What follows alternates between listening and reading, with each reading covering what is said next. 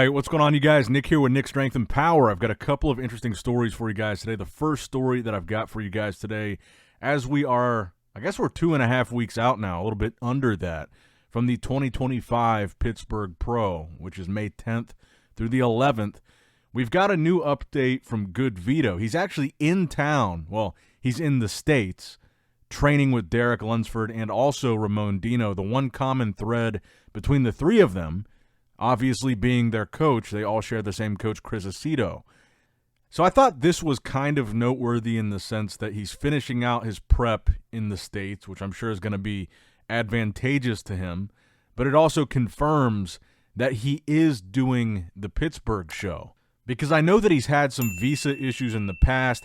The only other show that he's ever done in the States was that very first Detroit Pro. So I'm glad to see he's here, finishing out his prep in the States, and he will for sure be doing the Pittsburgh Pro. And the other thing, too, is that recently Ramon Dino was added as a special guest at the Pittsburgh Pro. And I think a lot of people are now speculating whether or not he's going to do a guest posing, because the fact that Ramon is here in the States so early for a show that he's not competing in, I would think they'd be paying him pretty good for that appearance, and I would also kind of assume that if they're paying him a lot of money or they're paying him well to be at the Pittsburgh show, they would be getting something for it, like a guest posing, especially for him to be in the States for weeks ahead of time. And this is just pure speculation, but if you look at the list of confirmed guest, special guests they're calling it, you've got Ronnie Coleman, Chris Bumstead, Ramon Dino, Phil Heath, Flex Lewis, and Keon Pearson. Now, this is interesting because obviously, traditionally, the Pittsburgh Pro has been a competition that did not have men's open bodybuilding, but it became famous for its gigantic guest posing of all the top men's open guys and occasionally some of the top classic physique guys. So looking at this list, and even though on their appearance post, it just says appearing at the IFBB Pro booth, which obviously the IFBB is owned by the Manions, who are putting on this show. But I kind of wonder if, in addition to this insane men's open bodybuilding lineup, we're going to get some form of an additional guest posing. You know, the primary guys that I'm looking at there at this list being Ramon and Keon, but Flex and Phil and Chris, obviously they're all still in great shape. Ronnie Coleman probably won't be doing a guest posing. I think that's probably a safe bet, but I'm wondering if we have maybe a little bit of a surprise in addition to the crazy lineup, which is going to be very competitive, but also maybe we have a little bit of a mini crazy guest posing. And I'm just basing that pure speculation on the fact that Ramon is here weeks in advance of the show and he's not competing.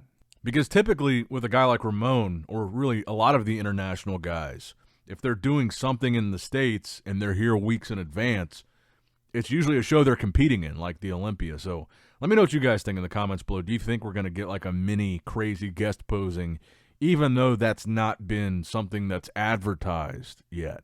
And I should also mention, in addition to that, Wesley Vissers is going to be there. I'm assuming he would be down for a guest posing, as well as Sid Gillen and Jen Dory. So maybe we do get some kind of a hybrid guest posing of like everybody that's not in men's open bodybuilding. So it's kind of the opposite of what we typically get from the guest posing at the Pittsburgh Pro. But either way, I think this is a must-see show. And even I've been kind of on the fence about going to this one because it's on my actual birthday and then Mother's Day as well.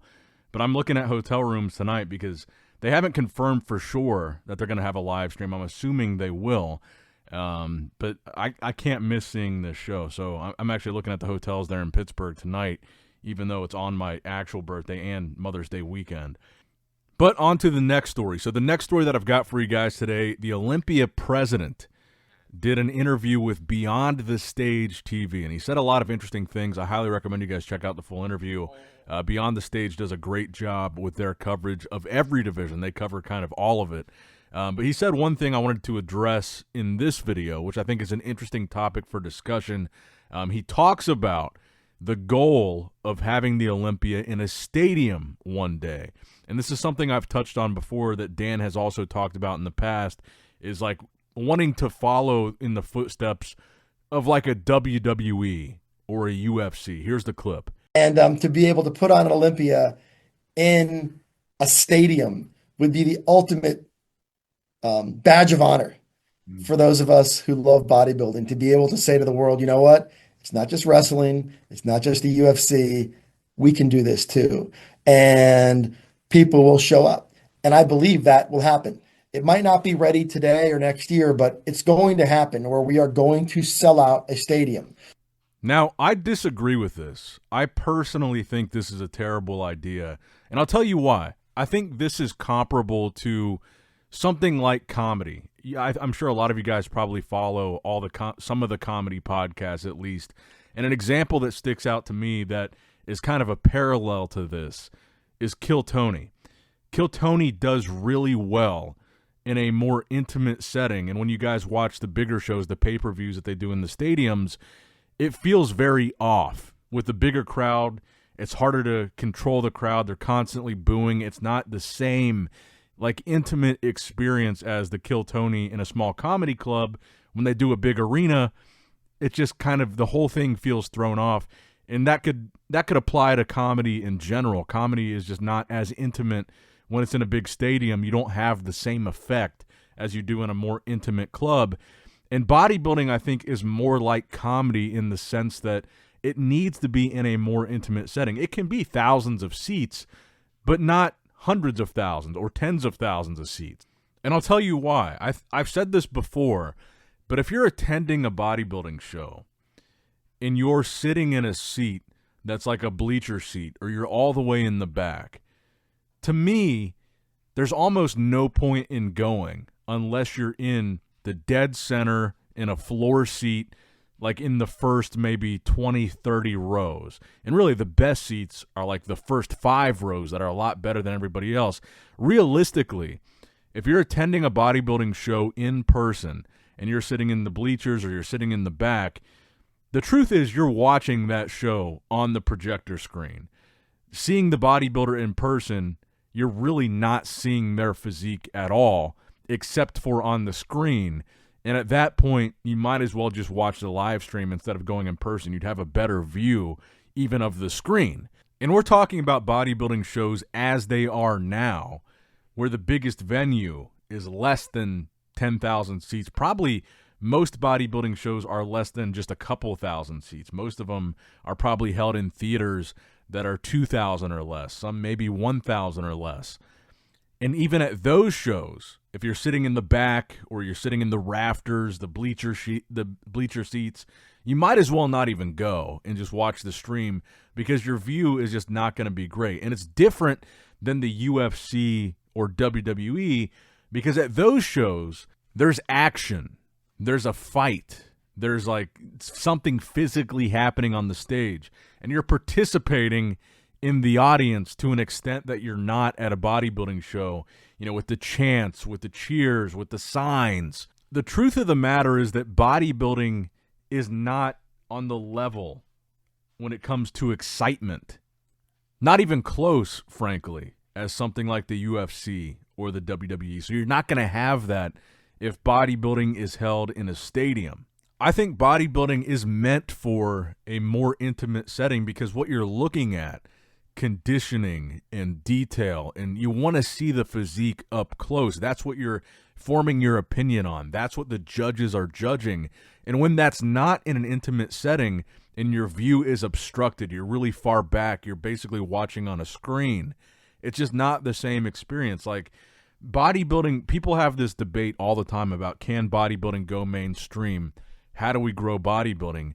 And I think the answer with growing bodybuilding is more on the online side, on the live stream side, on the social media side.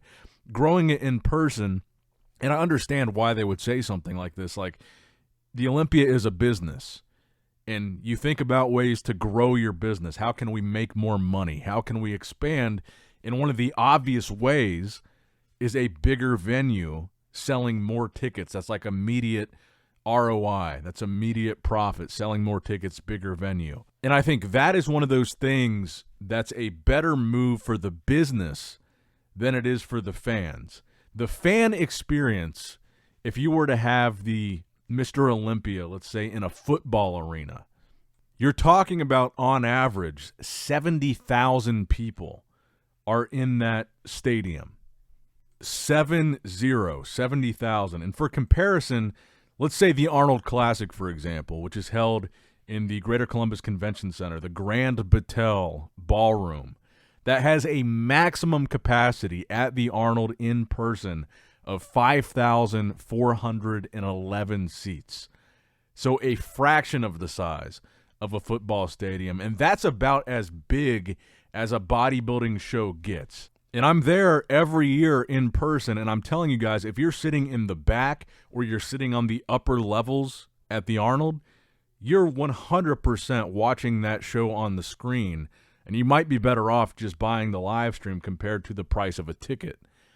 And I'm sure Brian is not going to like me saying that, but that's kind of my point here with the stadium thing. Bodybuilding is just not meant for that. And the same is true for the Olympia. It's going to be held at the Resorts World in Vegas this year in 2025. And the Resorts World has about the same, about 5,000 maximum capacity in their venue as well. So you're talking about a really significant jump from a theater setting to a stadium setting. And I think, one of the reasons why I feel kind of passionate about this topic and why I wanted to spend a little bit more time talking about it is because the fans, I see everything the fans say. And one of the biggest things the bodybuilding fans say over and over and over again is about production. It's about the lighting. It's about the backdrops. When it comes to fan feedback about bodybuilding shows, that's what they want. They want less distractions, less LEDs, no lasers and smoke and big LED billboards blocking things out. They want good lighting. Most people want a pretty plain backdrop and an easy-to-see show. And when you're talking about a stadium, it's not going to be easy to see. And in a stadium setting, based on the Olympias that we've seen in the past couple of years, that to fill that stadium, they would go bigger on the production, bigger on the screens, bigger on the LEDs, bigger on the setup. Like if you watched WrestleMania this past weekend, all that extra fluff around the show, it makes something like wrestling look cool. But with bodybuilding, it's going to take away from the viewer experience, make it less intimate, make it harder to see the physiques. And just overall, I think that's a bad direction to take bodybuilding. I think the key is probably growth online for bodybuilding, and that's the closest it'll ever get to mainstream. I don't think bodybuilding fans, I really don't, will be paying for seats, 10,000 seats back, 20,000 seats back, 30, 40, 50, 60,000, 70,000 seats back. It's just not going to happen when the biggest show in bodybuilding, the two biggest, have been 5,000 seaters since bodybuilding's inception. And even though they both say they sell out their tickets really fast every single year, I don't believe that. When I've gone to the Olympia, when I go to the Arnold, I see lots of empty seats both nights. And that's a 5,000 seat arena. The only shows that I've gone to that I don't see a bunch of empty seats are the smaller theater shows, like the Indy Pro, for example. I've talked about how I really enjoyed that show and that venue. The Indy Pro was in like a smaller theater setting. It was called the Murat Theater. And that was a bigger theater for bodybuilding. I think the capacity was between 2,000 and 2,500. So maybe half the size of the Arnold, maybe a third of the size of the Olympia. And those are the shows that I truly see a sold-out crowd, is about a 2,000-seater theater where that's where I really don't see many empty seats. I don't think we'll ever see a day where you're seeing 70,000 people sitting in a stadium for a bodybuilding show because you can't see shit. That's the fact. And I've been to several WWE events where I wasn't sitting anywhere close to the front. I didn't even have floor seats. I'd be in the bleachers. I'd be in the back. I'd be off to the side. but you can still see what's going on because you've got that 10-foot by 10-foot ring. And you've got the screens and the jumbotrons too, but there's so much action going on within that 10-foot by 10-foot square, you're still seeing something live in person that you can enjoy. But with bodybuilding being such a detail-oriented, you really want to see a good up-close view of these physiques in this, like these minute details. It's not like fighting and wrestling where it's going on within, a 100-foot squared area. You're just looking at a physique. It's not the same thing. And I think that probably the only exception to this is the Las Vegas Sphere, because so much of the Sphere viewing experience is based on the massive screens they have. That might be conducive to a bodybuilding show because the screens are so crazy and it's like half the building is a screen. That might be good, and that might be something they could do. And I think the maximum Sphere capacity is like 20,000. So it would be maybe 4 times the size of an Olympia or an Arnold of what we're used to seeing. That might be doable, but 70, 80,000 people, which is the average stadium size, I think that's way too much. Let me know what you guys think in the comments below. And I am really proud of you guys, seeing you guys voice your opinions on this in the comment sections of these interviews.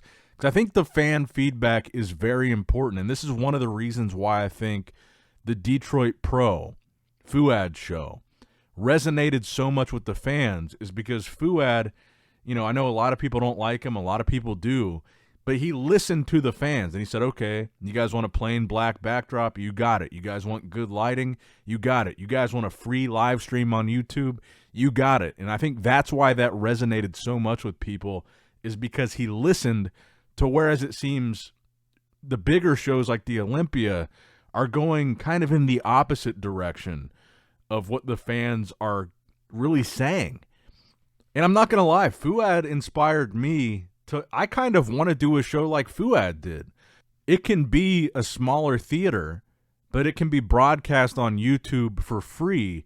And I really liked, this is what inspired me about what Fouad did the most. Not just the backdrop that people wanted, not just the good lighting, but what inspired me was that the amateurs got the platform of being streamed on Fouad's channel. And the amateurs are largely what pay for these shows to get done. And that's what I think like the future business model of bodybuilding should be, is like an amateur show live streamed on a big bodybuilding channel gives these guys that are starting out in bodybuilding a really big platform to showcase their physiques. And it's a platform that's going to exceed the size of any stadium. And that's what inspired me about what Fouad did and kind of made me want to do the same thing, is you can get a small theater, host a bodybuilding show, and give everybody a massive platform to showcase their physiques, and you can have it be free. That was really inspiring to me. It honestly was. And I think that is more the direction of the future of bodybuilding than a bigger venue, because I don't think that's the answer. And that's why I was so complimentary of what Fouad did with that Detroit show, because it really inspired me. But I think that is really the direction that bodybuilding should be going. Is the venue is whatever. In-person tickets, I don't think is the thing that people should be focused on. It's the exposure online by offering a free live stream, giving the amateurs an opportunity to be on like a big channel in front of, I think Fouad has like 300,000 subscribers. That's massive, because they had like novice competitors at that show. That's huge for them. Because you guys got to understand, the average bodybuilding promoter that's doing a bodybuilding show, they are making most of the money from entry fees from the amateurs. That's mostly it.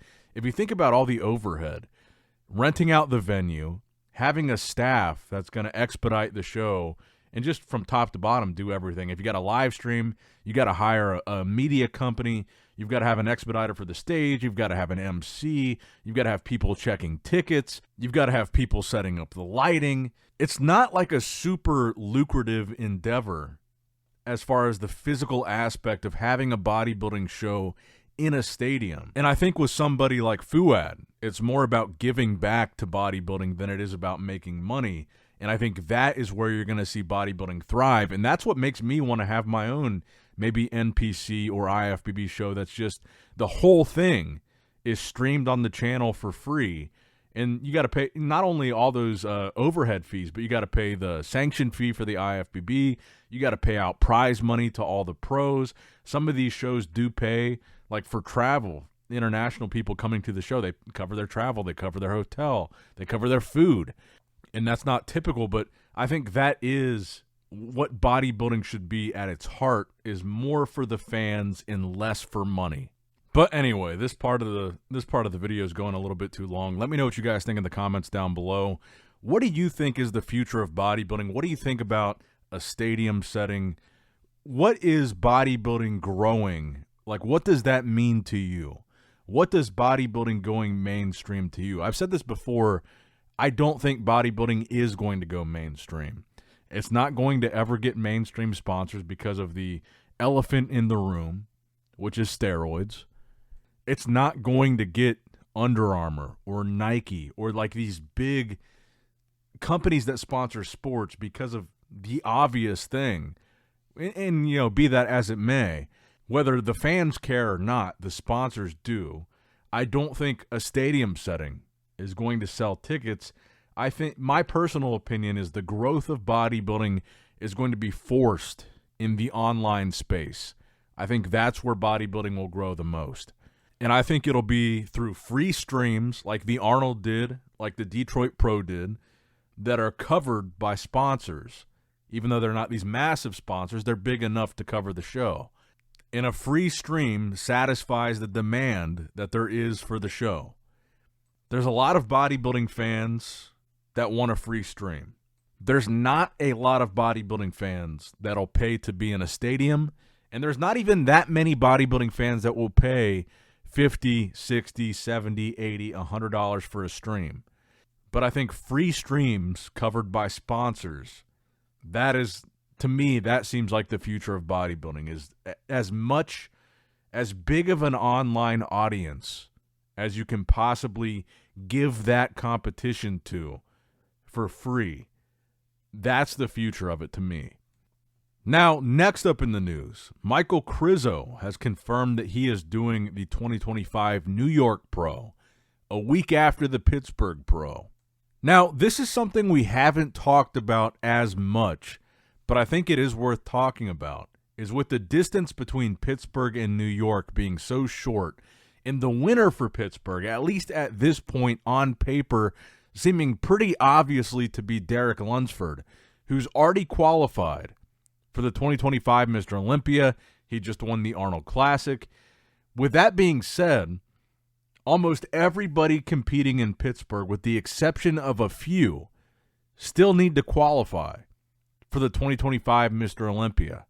And if you're already prepping and competing and in shape for Pittsburgh, what's going to stop a lot of these guys from a week later just doing New York like Krizo is doing? And I'm looking at some of the updates. I think Regan Grimes had initially said he was doing New York. I think he's going to be there, but not Pittsburgh.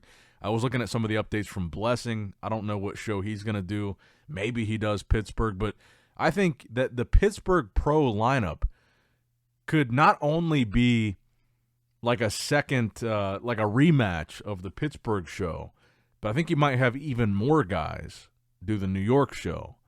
And I think that'll be the most exciting thing that immediately follows the Pittsburgh Pro, is the Monday after Pittsburgh, the competitor list for New York will be announced. And even though we haven't talked as much about New York as we have the Pittsburgh, I think that list is going to be pretty crazy.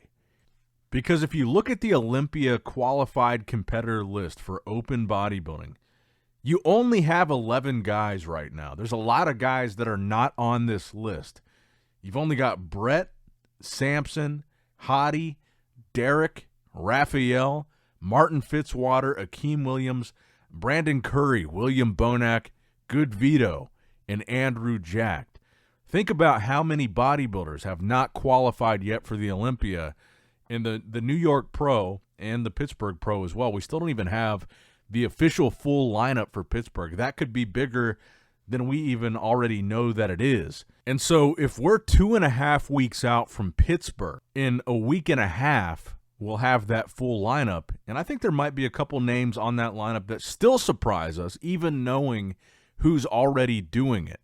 But New York is going to be another opportunity, immediately followed by Cali. And we've talked about this at length, how crazy the schedule for bodybuilding is starting in May. I know that this week has been kind of slow with bodybuilding news. Next week probably will as well. But starting in May, this competition season is going to get pretty crazy. And like I said, I've talked about this multiple times before, but once May kicks off with that Pittsburgh Pro, it's back to back to back every weekend for like 3 or 4 months. You're going to have an open bodybuilding Olympia qualifying show, and it's going to be fun. It's going to be exciting. And as a bodybuilding fan myself, I always say this, I'm not an expert. I'm just a fan. I'm a fan with a YouTube channel that's pretty big. But that's all I am. I'm just a bodybuilding fan. And as a fan, I'm looking at that schedule, and I'm excited. Not to make videos about it, not to cover it. I'm excited for how much bodybuilding we get to watch this summer, and these lineups are about to be fire. So the bodybuilding fan in me is looking forward to Pittsburgh, looking forward to New York, looking forward to the Cali Pro, the Legion, the Dubai show, the Spain show, all this stuff that we got coming up. It's going to be fun, and not just from the standpoint of me covering it. It's going to be fun to watch. And I was looking at the latest update from Regan Grimes, who I believe is doing the New York Pro. I believe that's the show he said he was doing. He looks really good in this latest update of his back lat spread. That was like the most positive comments that I've seen about Regan as far as putting on size, growing, adding muscle. People are excited to see him on stage again. And like I said, I believe it's the New York that he's doing. Or at least that's what he initially said. So we will probably see a different lineup in New York than what we see in Pittsburgh, because Regan's obviously not doing Pittsburgh. But I really do think that most likely what we'll see happen in Pittsburgh is either Derek wins the show, and then everybody else that still needs to qualify goes to New York, which would include somebody like Nick Walker. And even if Martin wins the show, Martin is already qualified, so then everybody else would have to go to the Olympia, go to New York to qualify for the Olympia. So it's not just that we have a lot of shows that are back to back to back coming up.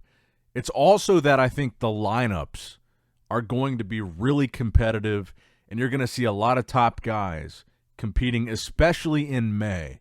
I think May is going to be a crazy month for bodybuilding. I know that Tony O'Burton is doing the Legion show, which is the end of May. And I would just say that if you're a bodybuilding fan, look at the month of May and try to make sure you've got some of those Saturday nights free, because there's going to be a lot of interesting shit happening in May. And the final story that I've got for you guys today, we've been seeing several physique updates from Larry Wheels, where he looks like he's getting a lot leaner. It looks like he's prepping for something. And I think that he's going to compete again and try again for his IFBB Pro card. And I personally think that Larry was inspired by Sam Sulek getting his pro card, because as far as influencers turning pro, Sam did it very fast.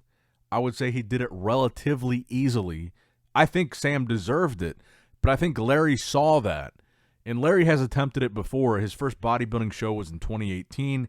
He won a show in the overall in regular bodybuilding. He went to NPC Nationals, didn't do that well. He also did Classic Physique, where he won a show and he won the overall. And then he did the Olympia Amateur. He still hasn't gotten his pro card. But Larry Wheels, I think, obviously, is a good bodybuilder. He's known for powerlifting. He's known for strength. He's known for arm wrestling, all that stuff. But I think he's got a lot of muscle. He gets in good shape. I'd say his lower body is probably the only thing lacking. I think that if Sam can get a pro card, Larry can get a pro card. And I'm curious to see if he competes again, whether that's going to be in open bodybuilding or in classic physique, and what show he chooses to do. I kind of feel like he's going to pick the Arnold Classic next year as his pro qualifier after seeing what Sam was able to do. But as far as influencer physiques go, I'd say Larry is like the top of that mountain. He's one of the best. And I think if he tries enough, he can get a pro card. And again, keep in mind, the first time that he tried was back in 2018, which is crazy to think about the fact that 2018 was 7 years ago now. His physique has progressed since then. And again, just from the pure fan standpoint, with Sam having his pro card, imagine that Larry continues to do classic physique, gets his pro card in classic, and just like a hypothetical scenario as a fan, imagine that we get, some random pro show where we got Larry and Sam in the same pro lineup. That's about as good as it gets to me as far as entertainment value from a pro bodybuilding show. I think Larry has a really impressive physique that could earn a pro card, especially after what we saw with Sam. Larry is no slouch. I mean, Larry has a crazy physique. And when I watched this update on his story yesterday, I think if he picks the right show, he can get his pro card in 2025.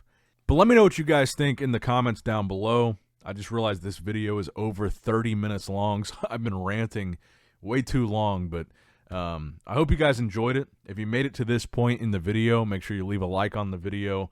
I know I very rarely go over 30 minutes. I very rarely go over 20, to be honest, but if you made it to this point in the video, make sure you like this video. That'll let me know that you enjoyed the longer videos. But let me know what you guys think in the comments below. Make sure you like, comment, subscribe, hit that bell notification icon if you have not already. And as always, I love you guys. Appreciate you guys. Nick Strength and Power signing out. All right, guys, don't forget to click that like button and subscribe to this channel if you enjoy the content. Also, check out my Instagram at Nick Strength Power. My Facebook page, which is simply Nick Strength and Power. My secondary YouTube channel, Nick Strength and Vlogs, for vlogs and bonus content that you will not see on this channel. And consider subscribing to my third YouTube channel, Nick Strength and Pokemon, which is all things Pokemon and trading card games, completely unrelated to this channel. So if you're into that, give that one a look. And all links to merchandise and social media will be in the description box below. If you guys want a Nick Strength and Power t-shirt, that will be in the Shopify link below. Have a great day.